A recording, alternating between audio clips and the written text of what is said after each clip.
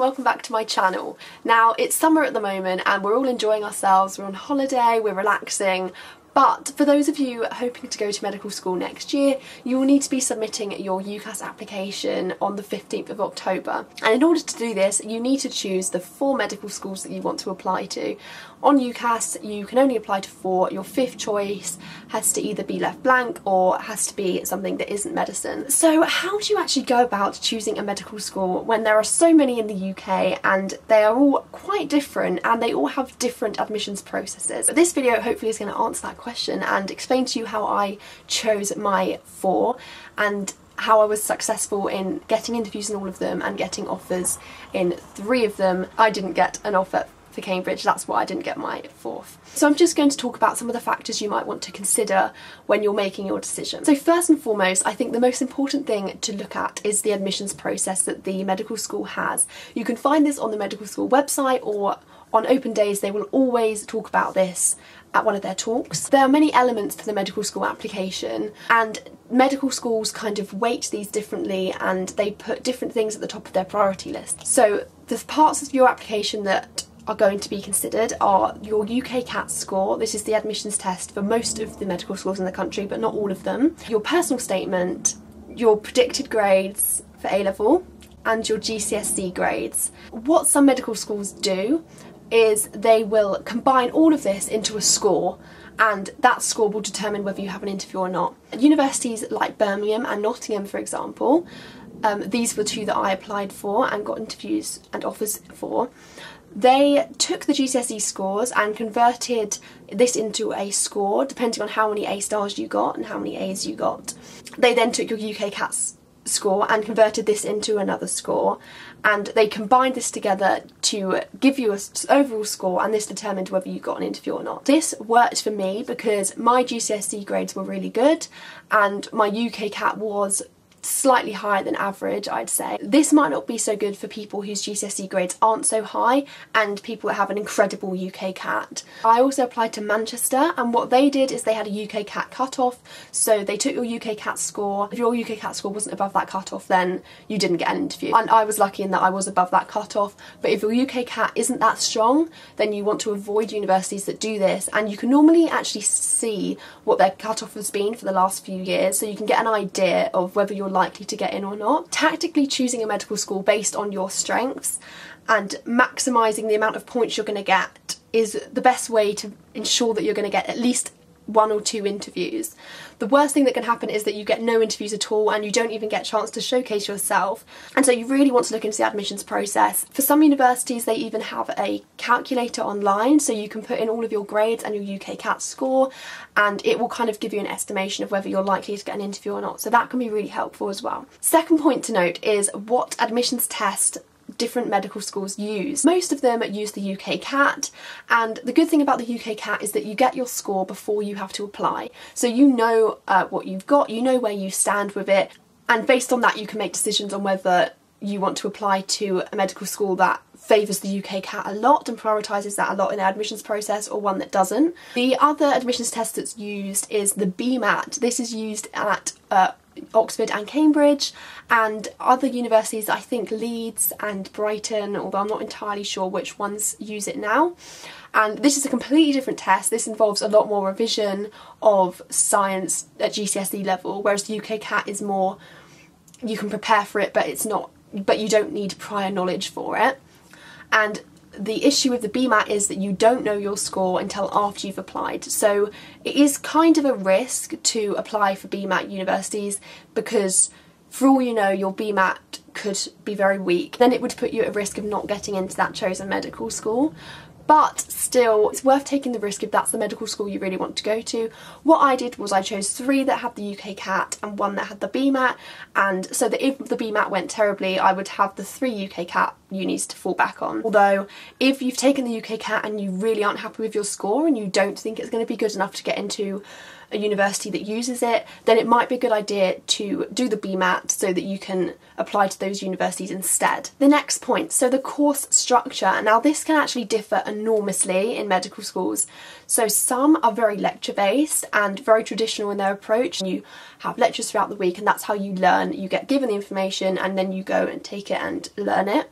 Some universities work with problem-based learning, or PBL, and what this is where you are in small groups and maybe each week or something like that you will get a case and you work together in your group on this case, and by working on that you're doing your own research, you're obviously getting help from the medical school and you're sort of in control of your own learning and you're exploring the case, and that's how you get your information. Now for me, I think I applied for one PBL university, which was Manchester, and in the end I think I was never really going to accept my offer from Manchester because I don't think PBL really would be for me.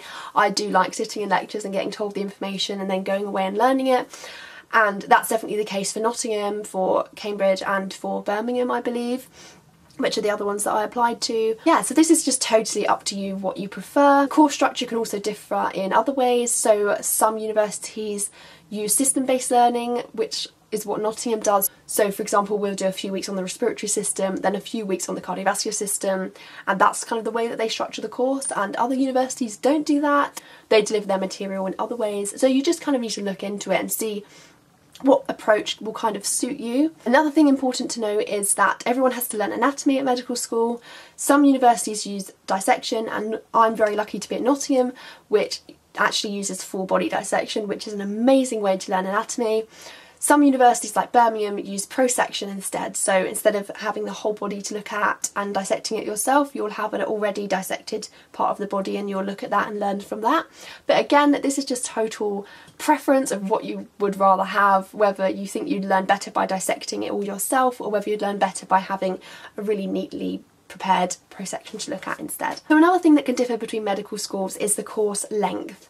Now Nottingham is quite special in that it's a 5-year course, and within this 5-year course we actually do an honours year project. So we do a dissertation, we get an extra degree for that, but it's only 5 years. Other universities, in order to get that second degree, you will need to do an intercalation, which is taking a whole year out to do your research project, and that means that your course ends up being 6 years if you want to do that.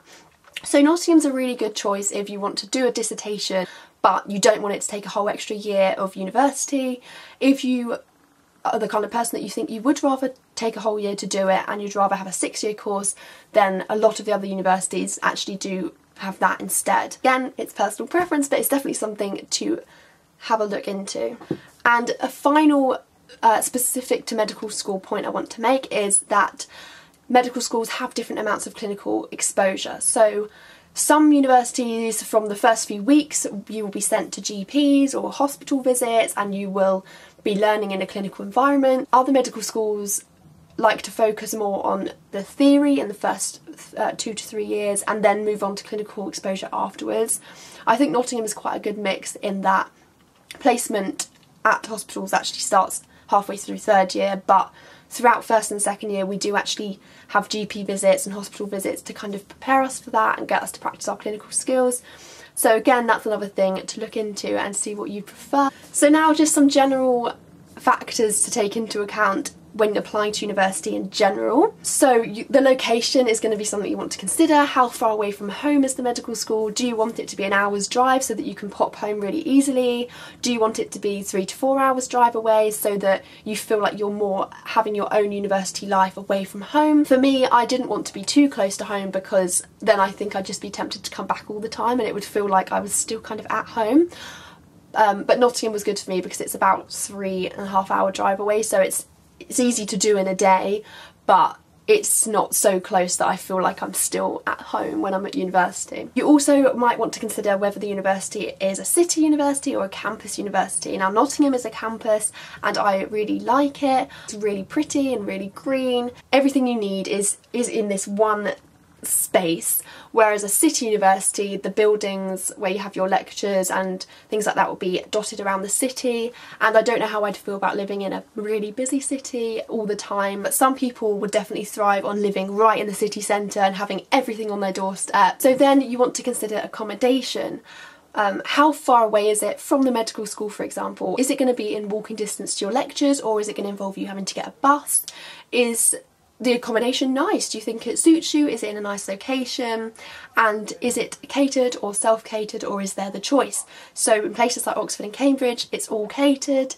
You have all your meals provided. You all eat together in the dining hall. In Nottingham, it's actually quite nice because you have the choice, so you can have catered halls, which I did, or you can choose to be self-catered, and it's completely up to you. But yeah, I think that's quite an important thing to consider, because it can really change your experience of being in halls depending on whether you're catered or not. And I'm definitely going to make a video on what I think of catered halls, because I think there can be quite a lot of sort of myths about them. And last but not least, you want to choose your medical school based on where you want to go. So all of these things are important for maximising your chance of getting in and getting as many offers as you can. But all in all, you want to be somewhere where you're going to really enjoy it, and the only way you can really get an idea of the vibe of a city or of a campus is to just go and visit it on an open day. You learn so much from being on an open day, and you really get a feel for just what the university is going to be like when you're there. Some places you just kind of have an attraction to, some places you just kind of feel aren't quite right for you. So I visited Bristol, for example, and it was a great university, but I just felt like it wasn't for me, whereas Nottingham I felt a lot more comfortable in, and I just could see myself there. And that's a really important part of making your decision as well. Choosing a medical school is actually a really, really hard decision, and it can be very nerve-wracking not knowing whether you've picked the right one and whether you've maximised your chances enough of actually getting an interview and getting an offer. So it's definitely something you need to put a lot of thought into.